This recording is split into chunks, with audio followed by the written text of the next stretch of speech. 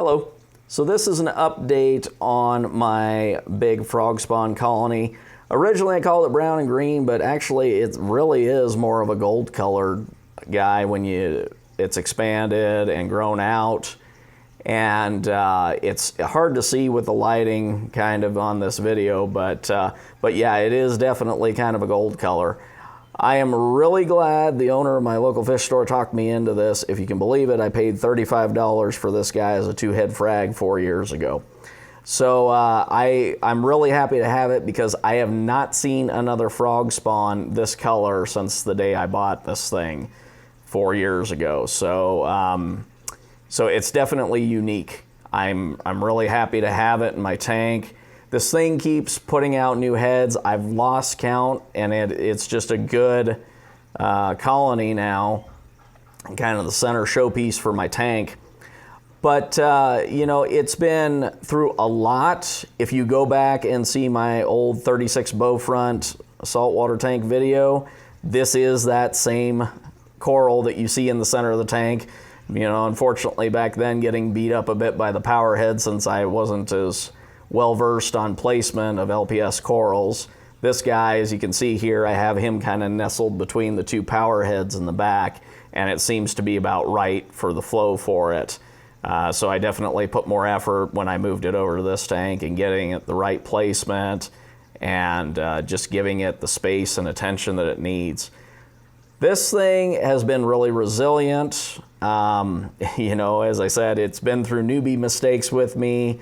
I've ended up mistakenly having some salt creep dump all over it, which of course it didn't like and retracted, but it bounced back. And this thing actually had a long spine urchin bulldoze it about a year ago.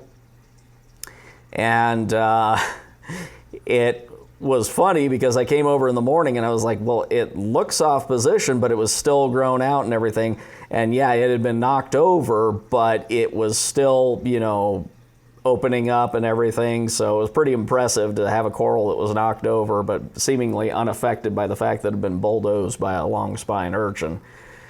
So anyways, we glued it back into place and it's done great ever since. But yeah, I'm not sure what I'm going to do with this guy. I'm going to let it grow out as much as possible.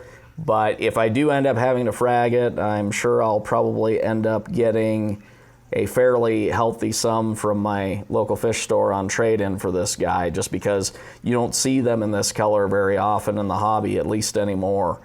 So anyways, that's just kind of an update. This guy, it's hard to tell from the video, but I would say it's probably between about 7 and 8 inches across now as a colony in every direction.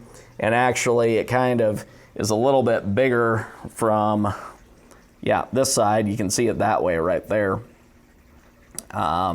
Maybe a little bit bigger from this angle.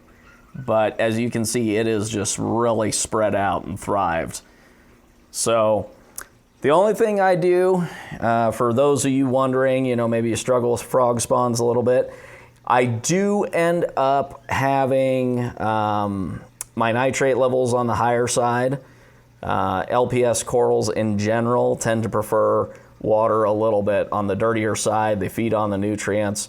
These guys are predominantly, you know, they get their nutrients from lighting, but these guys get a lot of vicarious feedings from bits of LRS Reef Frenzy. That's the other thing, is I pretty much exclusively feed my tank LRS Reef Frenzy. And, you know, the vicarious feeding it gets from the feedings that I do each day. I do 2 of them for the fish, and the little bits and stuff that float into them seem to do a good job feeding them. And anyway, so this is kind of an update. Yeah, 4 years on this guy now. And that's all I've got, and thanks for watching.